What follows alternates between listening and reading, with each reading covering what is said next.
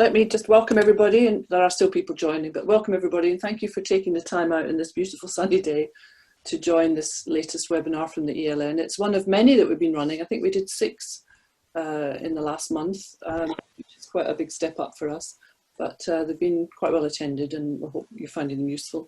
So I'm just going to introduce our 2 hosts today, Toby and Miles. Well, I'll let you introduce yourselves actually. I'll be here in the background, I'll go on to mute, and I'll join back in a bit later on as and when you need me. I do have a very quick poll, which I'll launch now, which is just really about membership and permissions. So if you wouldn't mind filling that in, and over to you guys. Great, thank you very much. Thanks, Joan. Yeah, so Miles, you go first. Yeah, okay. So I think I might know a few people who've joined the call. So I'm Miles Runham. I'm an independent consultant, mainly working in the sort of digital learning field. So the last 4 years spent working with a number of different clients on themes of digital strategy, content strategy, helping people manage relevant and useful digital learning experiences. A lot of the work that I've been doing in addition to that, or I suppose sort of around that, is this theme of the capabilities and ways of working for digital, I think, which has been something that's been pretty live in the conversation, certainly in my experience in the industry over the last couple of years. Prior to that, I was the head of digital at the BBC Academy and worked in BBC Education. And then prior to that, for those with a long memory, I worked at something called Ask Jeeves back in the old days of what we used to call the information superhighway. But we're talking a little bit more about the future, so I'll hand over to you, Toby. That was a great intro. There was especially in this current context, and then the information superhighway. It reminds me of how there's a London Review of Books article from early in the pandemic, quite a bleak article. You can imagine there'd be quite a pessimistic audience. This kind of bleak statement, or maybe not bleak, saying for now society is a broadband network. So it's gone from being the information superhighway, this bold new idea, to really the only thing that we have. So my name is Toby Harris. Nowhere near the tenure and gravitas and experience of Miles, of course. I've currently head of solutions at Filtered, and you'll know, many people on the call will already know a bit about us and our product, Magpie, so making recommendations that help people change behavior. I'm just looking out because I have this very awkward situation of on the webinar, but I might have a sofa delivered. So I just heard someone say hello at the door, so I'm just going to go out and come back. If you can cover for me a minute, I won't be a moment. Yep, okay. Thanks, Toby, good luck. I don't have control of the slides, Joan. I think Toby has those, but if I'll try and fill in whilst he's dealing with sofa delivery. I was safe and back. So I didn't get far to fill in then, Toby. So just carry on. So I was a director of the e-learning network for 2 weeks, 2 years, sorry, and my focus now is on really working in a kind of product marketing role at Filters. So just trying to understand how our technology fits in best and our services fit in best to solving the digital transformation challenges of businesses in the sectors that we go well with, so FMCG, pharmaceuticals, that sort of stuff. Let's kind of kick off. And I have noticed, Miles, that I can't really see the chat and also kind of have my screen shared like this. I think it kind of creates some black blocks on the screen. So I'm relying on you to kind of... I'll keep an eye on the chat, and maybe if Joan could keep an eye on it as well, just in case, that'd be helpful. But yeah, I've got it. Excellent. So we wanted to frame this webinar as a kind of discussion point, and helpfully we were many of you, over 40 people actually, participated in a short survey just to ask 2 questions about what lessons that you've learned. So the idea here is that me and Miles will kind of kick off in a kind of interview format for each of these kind of 3 or 4 questions, and then we'll have plenty of discussion. So it's really kind of open to you, and we get a chance to dig into some of the actual responses as well that we've got. Sorry, Toby, before you carry on, do you want people to use the chat for questions or the Q&A? think the chat maybe I think use the chat for questions might be for the best. Great. For sure. Cool. So I'm just going to kick off. Miles, do you want to talk? What can we learn from the experiences of the past few months? Yeah, so I think this has been something that's been in the consciousness of everyone in the last few weeks, just trying to make sense of the experience we've had. And I think there's a couple of threads to that that I've noticed. One is how to make sense of this for ourselves, and I think that there's a couple of contexts to that. One is for ourselves as individuals. How do we cope? I guess is one of the questions, and I think part of that coping is how do we work most effectively. And the other side of it, I think, is for those of us who are, I suppose, in employment, seeking employment, or looking for business, is how do you make yourself most useful? And I think that's been a kind of an interesting challenge as well. So I think those are some of the most important threads that I've noticed, and I think one of the things that I've I suppose I've noticed that I think is missing, and we'll come back to this as well, is some of the elements of human contact that aren't so readily available or so simple or perhaps as satisfying as they are, as digital connection allows. We can all be connected, depending on, bandwidth, etc. But how relevant, useful, and I guess warm is that connection? I think there's something really interesting that we need to learn from that and help and support each other with, and try and make sense of for those people that we're trying to help as well. Yeah, absolutely. I'd fully agree with all of your points there, and there is something really urgent about understanding what is the balance sheet of this move from face-to-face digital. As we learned, many of the responses when we asked people were, we can do things digitally. Training can be done digitally just as well as it can be done face-to-face, sort of shattering a paradigm that had basically informed the whole design of our programs for many, many years, which is fascinating and potentially liberating. But I think we also have to temper that with this question of what have we lost? And so a lot of the other surveys have mentioned stuff like, mentioned stuff like, it's harder to work on ideas. You lose the space to connect with people. And if you want a microcosm of this, of course, you can look at the effect on children who have no ability to kind of interact digitally. So I've got a 2-year-old running around, and and I think Paul Morton from Cross Knowledge posted referring to his kind of 8-year-old and saying yesterday how she felt she was constantly under surveillance because she could just never get away from her parents. And I think you can see that clearly being boxed up like this without interacting with society does have some serious consequences for people. Yeah. And we really need to be aware of those, because whatever we craft after this pandemic or after the lockdown, I think there's going to be a lot of work to do to repair damage done to individuals who have been really hurt by the fact there's no face-to-face interaction. Yeah, I think that's right. I think there's something, I think what we used to call working from home may have been a kind of work from home Friday. It was an option you sort of opted into. Now it's become a default. It's kind of a default radio button option for everyone. And we've landed, working where we live. And that's not the same as working from home, I don't think. And working where you live has all of these ramifications of, sort of mental health, burnout, tired eyes, headaches, etc. On sort of the well-being side. And I think as Mark's posted as well, there's some of the logistics that if you're landed working from home, all of a sudden you're sat at the kitchen table on a dining chair for 8 hours. That's not the same as having a workplace setup. So I think, even some of the impact of that, it starts to play out whilst when you're doing it for months rather than just for, a couple of weeks or a few days.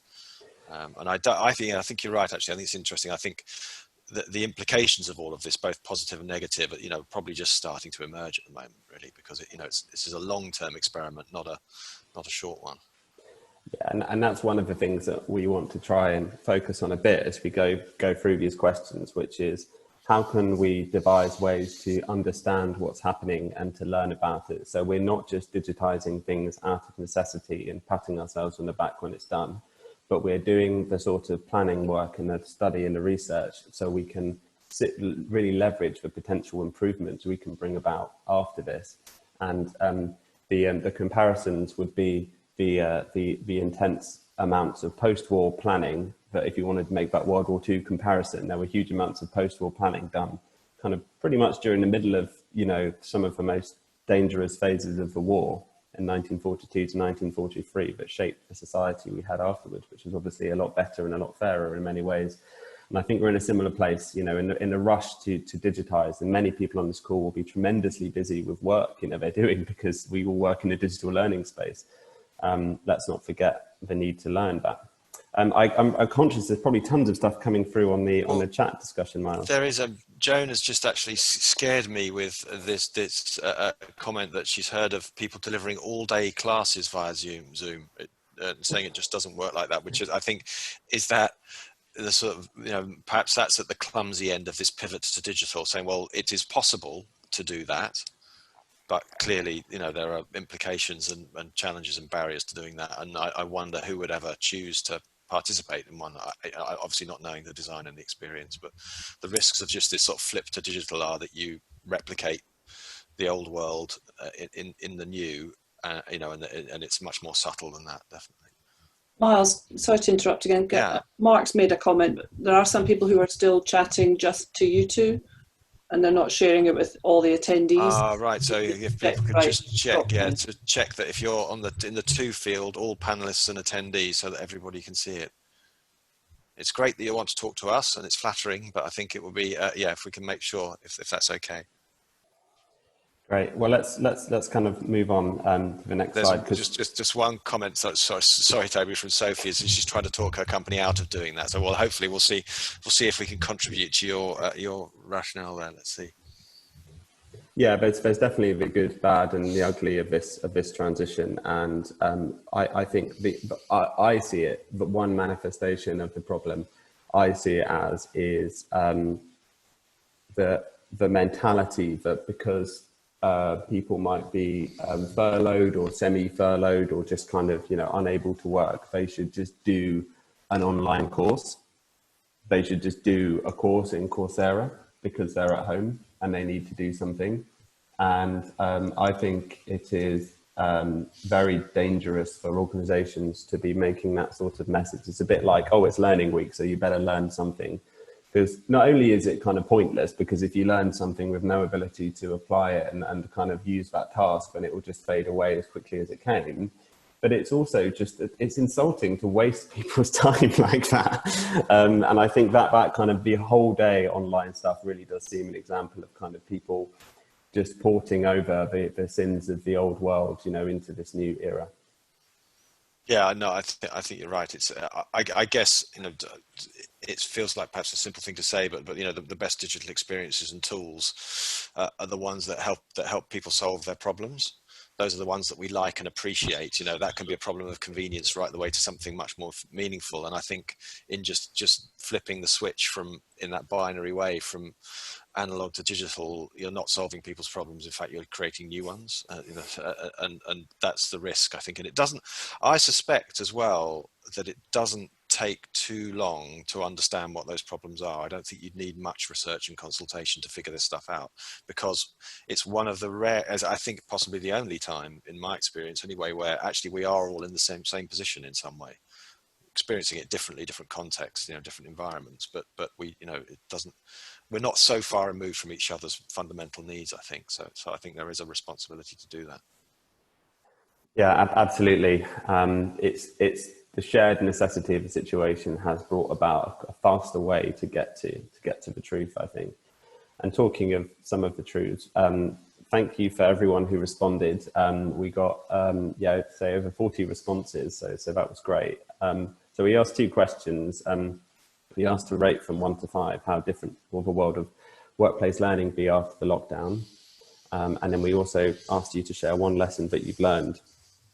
And here's a kind of summary of the results. Now, perhaps unsurprisingly for people working largely in the digital learning space, it is absolutely leaning towards a brave new world. So the average was 3.6 out of 5. As Miles reminded me, the mode was 4. Sorry. This is maybe a better measure. So yes, it will be a brave new world, with all the challenges and opportunities that brings. So that's quite positive. It looks like, at least for this small community, we're not looking to revert to normal. We're looking to double down and to kind of make the changes we can. But a more nuanced picture emerged from the comments about the lessons you've learned. And for me, one of the most striking aspects of it was we are not in our space. I know there's definitely going to be exceptions to this, so I don't want to talk too generally, but for many people in the digital learning space, this has been a time of unusual economic opportunity compared to most other people, because people need our services desperately. So there's a huge demand for digital learning in all forms, which is usually good for the sort of people on this call. But actually, your responses to the survey brought across a much more mixed picture. There were just as many serious problems and issues as there were opportunities. So Miles, your take on the responses? Yeah, well, essentially, Rob has posted a response to this, the notion that it's harder to work on ideas when face-to-face. He's found it's better remote. There's less groupthink, more time for reflection. And an interesting point, actually, more opportunity to hear from the introverts. So I think, which is an interesting point, that some, particularly, I guess, in a meeting culture, it's often, the extroverts and those who hold the most authority or power who have the first and last say. So I think that's an interesting point. There's an opportunity here to spend that extra time and attention and reach people individually, which I must admit I hadn't thought of that as a benefit. Yeah, there's actually a fantastic blog post by Francesco Mantovani at Procter & Gamble about the fate of macho male leaders. So he makes 2 points. Firstly, this crisis has shown how much work there is to do on true equality, and how women are shouldering so much of a burden, and some workplaces are not being helpful in terms of, and that women are being punished for the extra work they're having to do because of the inbuilt unfairness of it all. And also makes a point, well, you've got another problem, which is your macho leaders, your extroverts who need to be face to face to get their stuff done. I'm sure this is a crude generalization, but they've obviously been trapped in a box. So what's going to happen when they're let back out again? No, very true. Yeah, how will they respond to that? I think it'll be interesting to observe. I think, Toby, sorry, there's for some people the screen is quite blurred actually, so maybe it's that the slide's not rendering. So shall I quickly read out the responses just to check? And I'll stop my share and I'll start again to see if I can make it a bit better. So the first, I'll try and read these out slowly for you. Sorry about that. It's just an inevitable challenge, and these bandwidth challenges obviously happen just as you start a webinar. The first is that it can be done. So it's a simple statement that actually these ways of working are possible. The second is the importance of deepening working relationships. So the less superficial relationships. The online classroom is not as different from the physical one as we imagined, which I think is a really interesting point. I'd be interested to get people's responses to that. I think I suspect that this audience is well experienced in online classroom and virtual classroom, both sort of delivery, management, and design. More time to shout at the children, which I think is important. It's perhaps slightly flippant, but that does speak to some of those interesting domestic dynamics. And it's much harder to work on ideas when face to face, is that fifth one that we'd already spoken about. So I think it looks like it's rendering well now, so we'll maybe pick up from there. Great. I am keen to see what people think about that, because I think that is one of the most important lessons that we've learned, is that as people involved on the front line of this, if the online live classroom is not as different from the physical one as we imagined, we need to revisit some of the fundamentals of kind of pedagogy, instructional design, but also just events in general. A lot, we, like other vendors, are doing work on virtual events. Well, I don't see the need for solid virtual events going away even after events return in some form.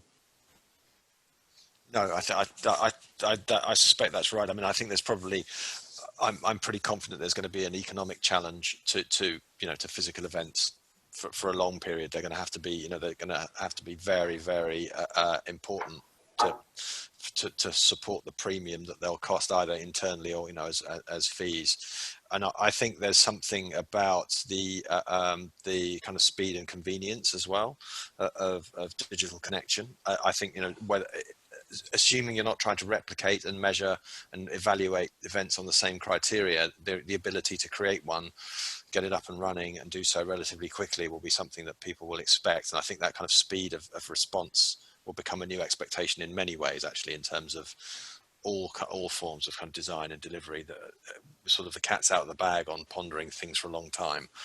And I think our ability to get things done quickly, which has been very impressive, will be something that people will start to expect now as well. Absolutely. Agility has become an expectation, and the frustration with people and services that didn't do the necessary groundwork to be agile and respond will now have economic consequences. So it's no longer a nice to have to be agile. Institutions aren't as safe as they were. And that ultimately is positive, because if you think of the challenges that we face ahead of us, on a more general level as a society, there are huge scalability challenges that we face, and it will require a decent agile approach to problem solving and digital. So that's all good. The other one I wanted to draw out is just almost on a more personal note, this piece about the importance of deepening working relationships. So I like the fact that this came up because I had a bit of an odd moment where I realized that not only did I have much less time during lockdown because of the childcare requirements, so I just had basically half the amount of time to work. But I also had this terrible paradox, which is to get any work done, I couldn't spend as long meeting people on calls. And I thought about that. What do I do? Do I say, right, I'm going to block out 2 days a week for deep work and restrict my face-to-face meetings to just the immediate team? And then as I thought about it, I realized that that wasn't an option. So not only did I have to continue all the meetings I was doing, I actually set up a lot more meetings, because there's whole parts of the team that I would interact with in the office, but I wouldn't interact with in this setting unless I put in dedicated time to do it. So I filled my diary up more, giving me less time to work, but I just made the mental calculus that it was better to have less output from me personally and better to have more communication, because that's the only way to deepen, right? You can't, if you need more time. And that's a real paradox. I think it is. It's a real challenge. I think there's something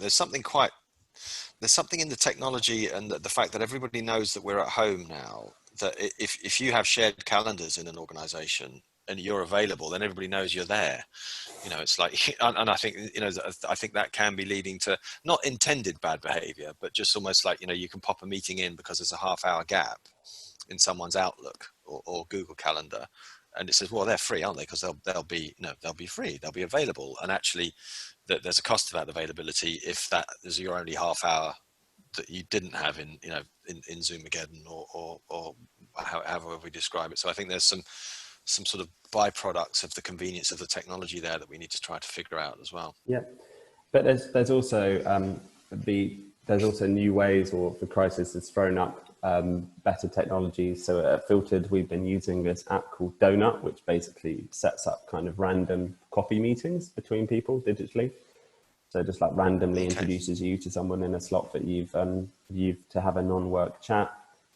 We've introduced kind of having like Deliveroo nights where we buy people with Deliveroo and then they have a kind of social chat. We've extended the sessions to be more informal, giving people spaces to develop relationships. So there are ways around it that are smart.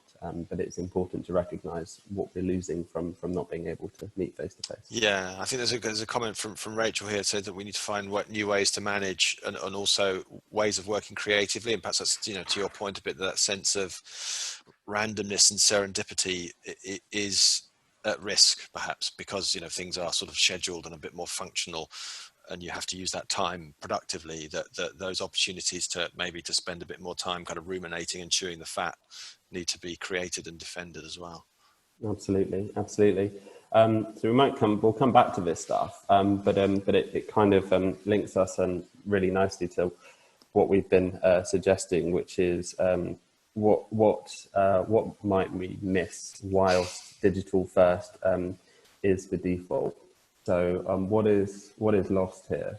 And Miles, you have an interesting point here to make about even the availability of data to understand sort of how we're doing, like how is behaviour changing. Yeah, so I think it's been interesting. I sort of when I have moments of reflection, when I'm not on a video call, I'm sort of noticing some of the data that other industries have to hand to say, here's how this dramatic change has impacted on our behavior as organizations, as a sector, and our customers. So, you know, we've seen in the retail environment, you know, that, you know, the impact on home shopping, what people are shopping for, time spent, basket size, time spent in stores, footfall, all of those industry standard measures are available. Similarly, with the broadcast media, we know, you know, how many streams are being delivered, how many more to which devices, what time of day, what kind of content.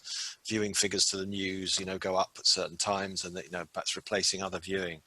And given the amount of sort of effort and resource and budget spent on digital content and digital experiences in the L&D world, I think we're lacking that kind of industry standard view of what does learner behavior look like, what are our kind of benchmarks or landscape descriptions that we might use, you know, to describe that environment, and therefore we don't really know objectively what's changed. I think we've got plenty of anecdotes, our own experience in our organizations, but I think as an industry, this is maybe it's a point where we sort of need to push on to sort of, you know, come together to sort of offer a bit more of a normal definition of some of those behaviors. Yeah, exactly. It's long been a concern and a difficulty that there aren't industry-wide benchmarks for engagement with the kind of learning products and HR products that we have. If you try and dig to find out average completion rates of e-learning, you just won't find it. You have to look at specific studies of things like MOOCs, for example, to get a sense of that. As a vendor, you have your own data that is not shared. So there isn't a common standard. There's not really a yearly benchmark or any kind of observation that's kind of done to tell us how are we doing. And it's a real shame, because I don't think it's as simple as everyone's going to do learning online now and that's all fine. I don't think that because people are going to do Coursera courses because they're been told to, I don't think that's going to increase completion rates or increase learning transfer. I don't think it's going to make a bad experience a good one. And so we are lacking something here. We do have we have a little snapshot of some of the data filter captured coming up shortly, so we can have a look at that. But what do we do? What do we do about this, Miles? Because we know we're going to miss some stuff here. We don't have the ability to see. I think there's an opportunity, I guess, for, you know, for sort of, I suppose what I'm thinking back to my youth in the digital era. I worked, this is a very long time ago, so apologies for his personal history, but I worked when I was at the BBC a very long time ago. We worked with the Audit Bureau of Circulations on their first audits of online usage of websites. So the idea was advertisers wanted to know which are the most popular websites, what your user count is, what your page view count is, and to have an audited certification of that. And the industry came together to come up with some pretty simple but very, very useful definitions, you know, and sort of it was a coordinated, shared response to that challenge from the advertising community. And I think something similar, I think, could be done, where, you know, you can anonymize data from vendors and platform owners to share into a kind of common data set that people can, subscribe to, and that would describe, your own instance of an LXP or a content platform or a social tool. How does that compare to the industry average? I think something like that feels like an opportunity, and that's obviously how a lot of other industries have responded to this digital challenge. L&D hasn't quite come that far yet. Absolutely. If I'm a marketer and I want to know how my landing page is doing, I'm able to look at benchmarks easily that tell me what the performance is like and lots of historical data, but we're not able to do that until we have this benchmarking tool. And I think it might do something else that's very valuable as well, because there's a big gulf at the moment between academic research into learning and practice in corporates. Yeah. And I fear that it's not all the kind of ignorance and kind of, woolly-headedness of people in HR who should know better. I think there's a real problem in that academic studies on education aren't easily transposable to a workplace setting. So you have like recent really good stuff, Paul Kirshner and Miriam Neelan's book, Evidence-Informed Learning Design, which is really, really good and acknowledges how difficult it is to bridge that gap and does a really good job of it. But that isn't the same as having some kind of benchmark to say, well, what happens normally and what's happening here. I think I think that kind of industry currency data, for me, it's useful because it's decision making data, and that could be strategic decision making data, or it could be very tactical, as you said, like what's the response to my, you've created a new piece of content. How many people have used it for how long? That kind of, it needs to be something that you can use very, very simply and quickly in those decisions. I think academic approaches tend to be more, I guess, inherently more theoretical than that. They can be applied to decision making, but they're not built for it in the same way. Joan did ask a question, actually, who should be driving this, which is a very good question. I'm not certain I know the answer to that. I do, although I would say, not to blow my own trumpet, but I do have a plan for this, actually, Joan. So maybe I'll discuss that, but because I think there is an opportunity here. So maybe that's something to come back to another time, Joan. Absolutely.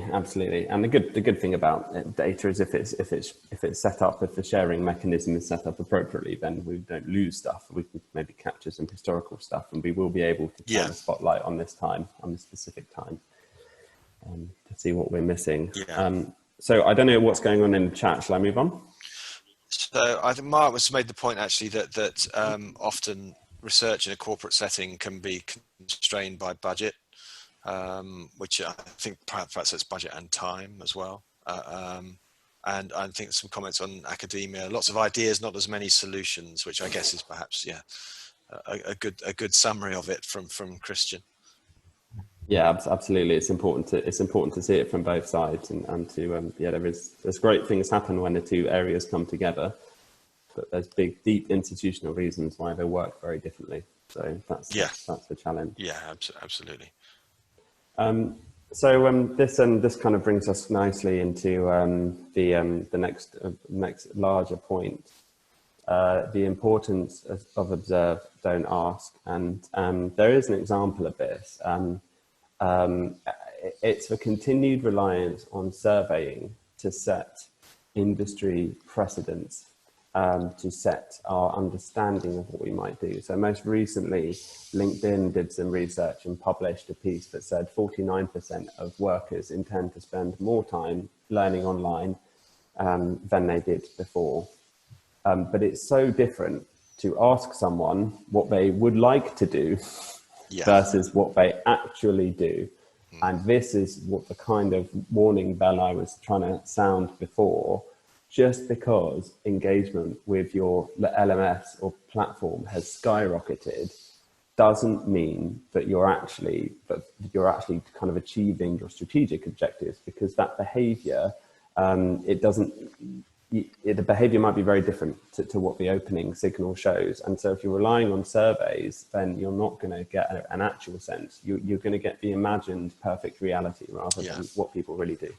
And also the bias of what people would like to say in a survey versus what they might actually really think or say, which I think, is always a survey trap.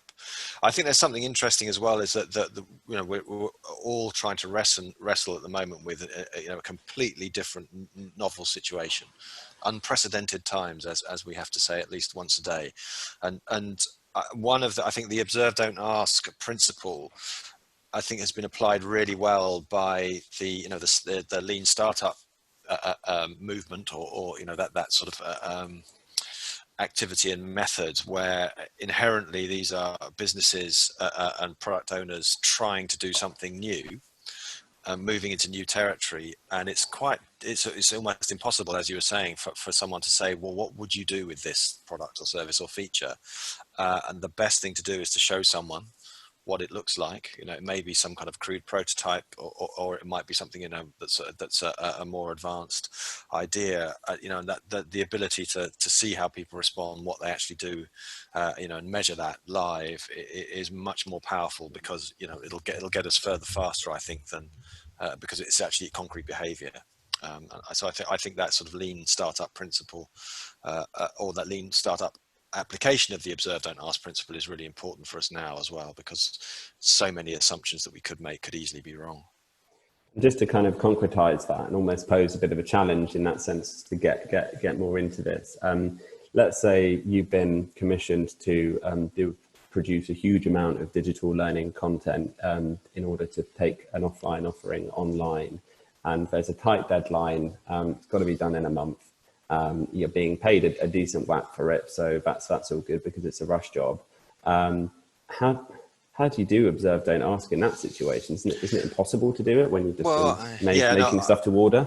I think if you're making stuff to order and you have to get on with it, then I think you've got to be realistic. But I guess there's always the room. I would hope that there's always room for some kind of audience feedback in your process, and that might be that you share this sort of early versions of the content, storyboards, or early scripts, just to get some kind of feedback to, does it make sense? Does it get in the right direction? Are you using the right language? That's probably more kind of testing research than observational.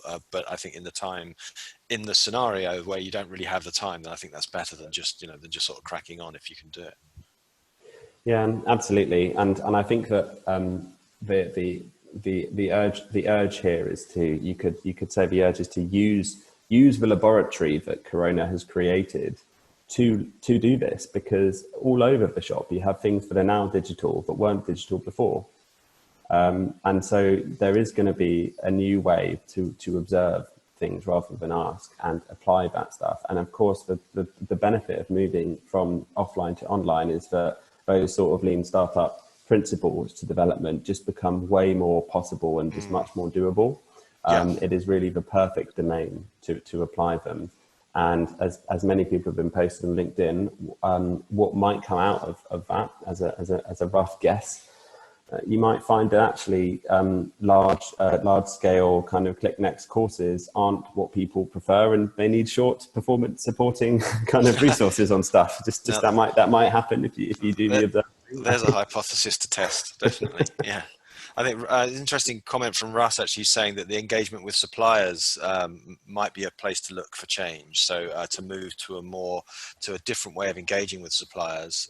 I'm assuming that he's a more iterative approach rather than a deliver this then.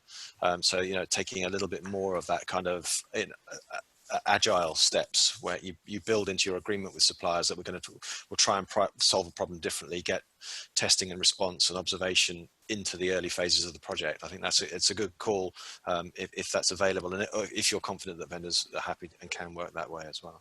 And it's a perfect opportunity, because when you think about it, the waterfall approach to creating digital content and platforms relied on it sort of being stretched out over long time frames. So it was sort of cheaper for the vendor to manage and fitted in with the slow movement and the inertia of companies. And the end product was often a bit off the mark, but it was nevertheless commercially easy to do. But now, because we have to do stuff quickly, you're going to have people working solidly on one project day after day for a short burst, which is the perfect environment to say to the client, don't give us an order, don't map it out for us, give us an outcome and let us do some testing. because that was always for me, that was a constraint I always found with doing agile development practices in e-learning development. It was just the fact that waterfall seemed necessitated by the commercial aspects. Yeah, and as you said, if you don't have access to developers or development in the same way, then that sort of actually moving features on becomes difficult. I think it's worth remembering though that, and I've had this debate with people in the past saying, well, you know, in this sense that iterative approach can sound sort of like a luxury and expensive. I think that the reason that it became so popular and important for startups is purely because they don't have the money. They can't afford to do things that aren't valuable. So they had to test, does this work now? Because if it doesn't, you know, in 3 months' time, we're out of cash. So we have to be convinced. And I think it's worth remembering that you know, that it's, you know, it's lean for a reason. It's because it's about being frugal with your available resources. Yeah, absolutely. The bias towards not taking risks and not running experiments is something that surely this is an opportunity to challenge. You know, it's a much bigger risk not to run 4 experiments and expect 3 of them to fail, than it is to, and all the cost involved in that, than it is to just plow ahead with something. Yes. Yeah, there's a comment from Colin Hickey who's just said the same, so that lots of digital solutions are made as band-aids that should, you know, that be obsolete, but actually people stick with them because they're there and they're common practice. I think probably maybe the opportunity there, without being too naive, is to say, you know, if you treat those band-aids as experiments, so actually what does actually work, and then perhaps you can move on from them. But I think it's important. Organizational impetus is a powerful force, I guess, we should recognize.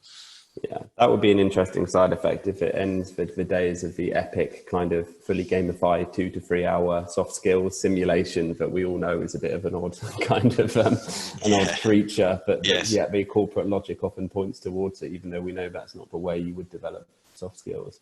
So that's very, very interesting. Maybe we might see that.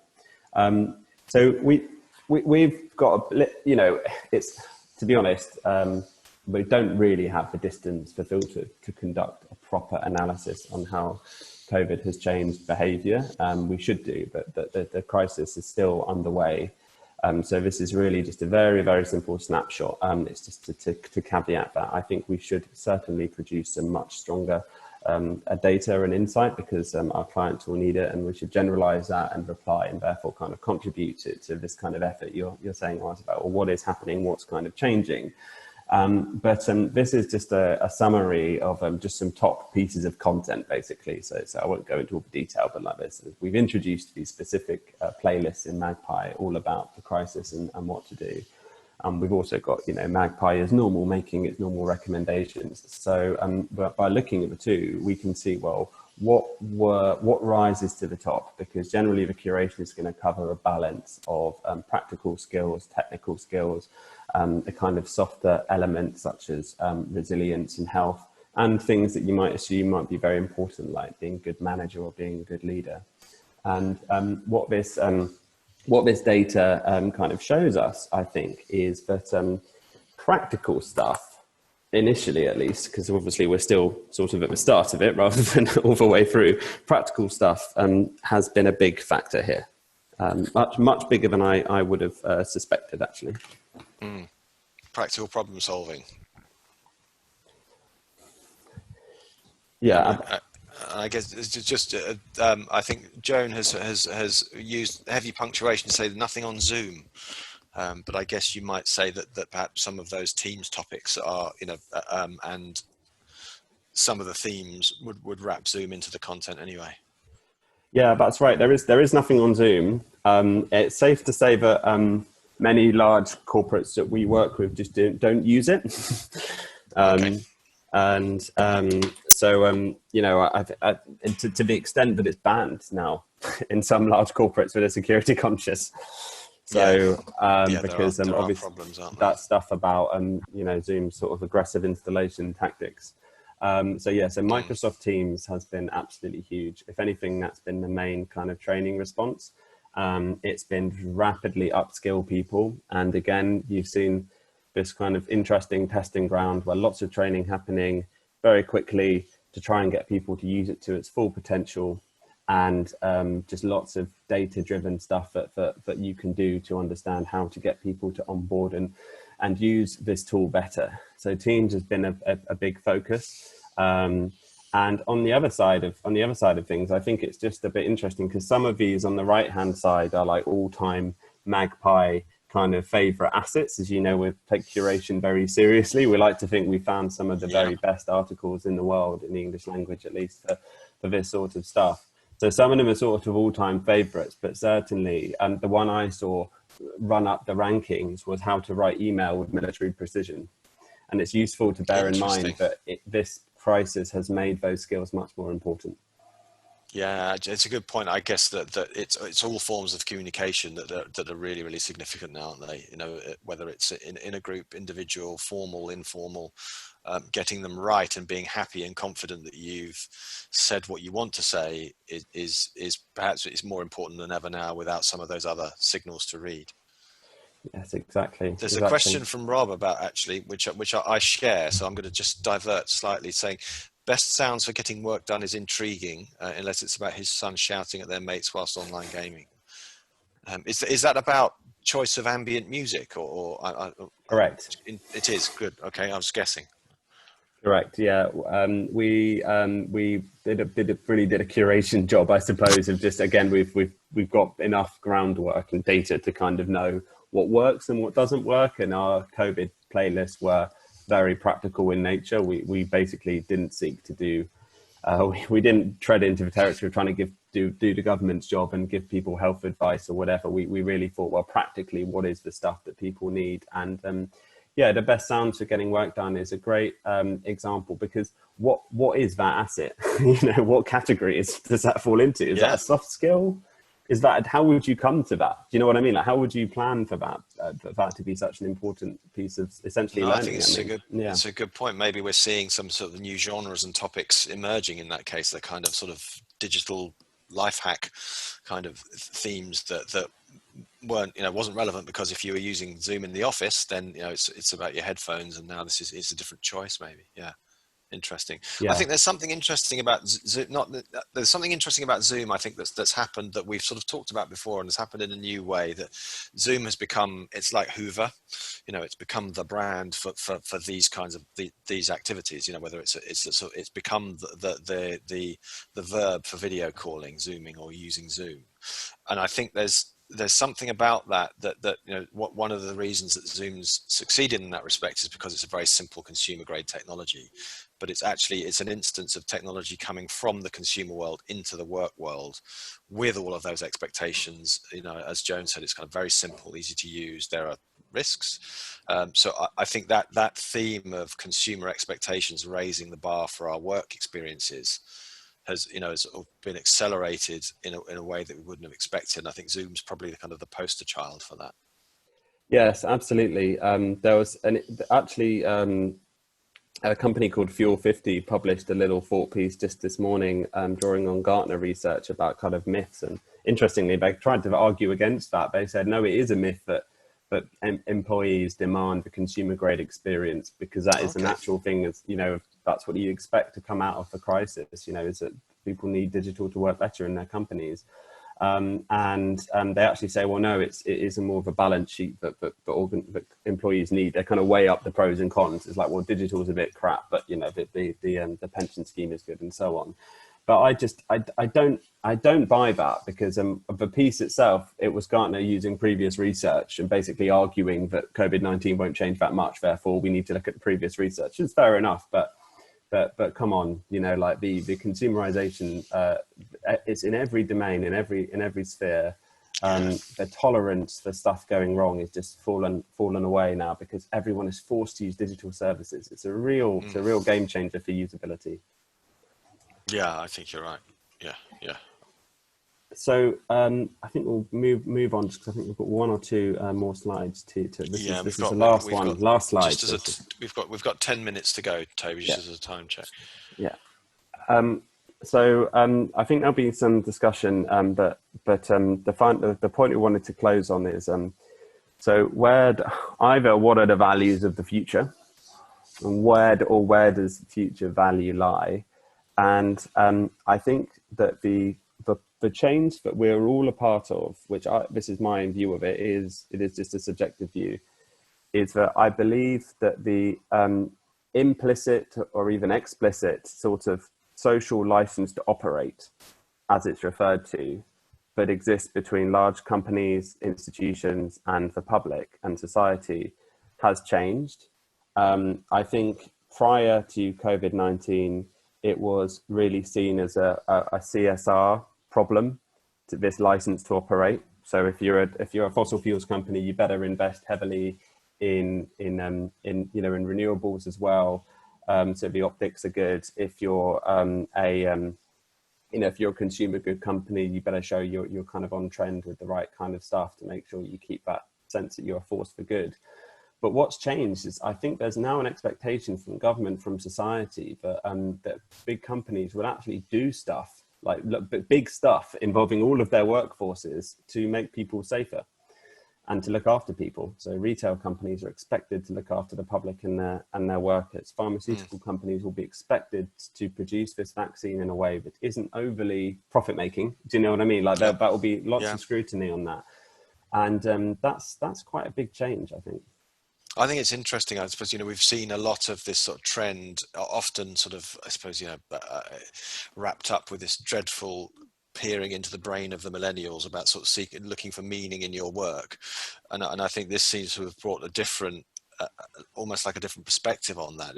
Like you said, it's not just meaning from our work, it's that the expectations are that our organizations that we work with and for are going to have that sense of kind of care and well-being. At their heart, you've seen a lot of organizations almost scrambling to say that we are, we're responding to that demand. So I think that will continue, because I think there's something about this, not to wax too philosophical about it, but the notion that, to care for myself, I have to care for everybody else, is a really interesting, part of everyday life choices now. So I think there is something about understanding how that works, what that means, and how we can contribute to that and support it is going to be a really important impulse now. Yes, in a world that's been revealed as so fragile and interdependent, the need for real openness and real collaboration between companies and other companies and society has been brought out. Although, as Rob has indicated, perhaps Wetherspoons is the exception. So clearly, Rob, what we're doing is making somewhat generalised remarks, and there are and will be exceptions, definitely. Absolutely. So it'd be interesting to see whether people think these are areas of future value. I think that the two pieces here that are worth addressing in relation to what we've been speaking about. I mean, it's all there, but I feel that new business models and digital transformation have changed in some ways, because the long-term planning that was possible before has been replaced with adapting to a big change and then making the best of it, and then trying to make sure that you actually set yourself up for a new phase that works after it. And this is coming back on our level, back down to what we were talking about with learning design and agile practices. There's a great opportunity to sort of increase decision-making confidence here, but only if it's grasped. It could go quite badly wrong as well. I think Russ has made an interesting point. He said, perhaps brutal but true, is that short to medium term business imperative will be to do more with less, and that's going to, and as Joan added, maybe even with fewer people as well, unfortunately. So, and I think that what that could do is play to the kind of scale, of scope, and reach and efficiency of digital when it's done well and when you get it right. So I think there's something to look out for there as well. That'll add lots of consequences and pressure, but it's something to expect. I think Russ is probably right. And I don't think doing more with less has to be bad. It's the best way to say it. It's sort of bad in the short term because people lose jobs, contracts are lost, and there's some fallout and some damage. But it's good in the long run because it's the only way to achieve scalability. And one of the things we have to do as a society is increase the scalability of healthcare. That's very clear. As a result of this, it has to be more digital, it has to be more scalable. And we know that all the systems are creaking before. So, and that will also happen in companies. If they realize they can be a lot leaner, then they can also be a lot more productive as well. So I think that it more with less isn't something to be shirked from. For me, that will be more of a guiding, a kind of North Star to look towards when you're thinking, well, what decisions are we going to make? Yeah, I think there's been some commentary in the chat as well, Toby, about working from home now or working remotely. It's just clearly it can work and does work. There are consequences and implications. That's that there's an opportunity there, definitely. And that's about sort of scale, reach, and efficiency in itself. Each company will deal with it differently, and culture is going to be an important factor. Trust and empathy, etc. But the fact that that there's probably a significant saving in property portfolios and other kind of logistics, etc., to be made, and I'm sure lots of CFOs are looking at that right now. Absolutely. The work from home possibilities are massive, and like I said, my only cautionary note is we just please don't, not really direct at anyone in particular, but please don't assume that everyone can work from home, because they really can't. If you're in shared accommodation, if you're cooped up with family, you just cannot. So we do need offices for those people. Nevertheless, that kind of recalibration, I think, could be very positive. More local offices in local communities, less clustering in metropolitan hubs, lower rents, all sorts of great stuff. That's it. I think it's the potential of how we work that out rather than just make the assumption that you flip the switch. I think we've seen the switch has been flipped, and it's not, and it has created mess as well as opportunity. I think it's fair. I think probably we need to probably start to wrap up. We've got a couple of minutes left. So I think it's been great, really good contributions and questions, and thank you, Toby, for steering us through this and sharing that research as well from Filtered. It's really good to get some quantitative insights into whilst we're figuring this all out. So it's been really good. I've enjoyed it, certainly. I think Joan, as well as saying farewell, I think Joan wanted to make a few closing remarks on behalf of the eLN as well. Okay, great. So thank you, Miles, for your huge expertise, and that project sounds great and fascinating. So let's go ahead with that benchmark stuff. And all I will say before handing over to Joan is at Filtered, we're going to do a series of these sorts of conversational discussions with some of our clients and some of our peers and people we work with, just to kind of dig into life for learning in HR in the post-COVID-19 world. And I believe the next one is next week at 12 noon on Thursday, on the 4th. So we don't have to stop. We can continue. Yeah, great. Good. Look forward to it. Thanks, Toby. Joan, thanks very much, guys. I've really liked the reflective tone of today's session, and obviously not having too many slides to go through either was good. I think there's so much to take on board, so much to process and think about.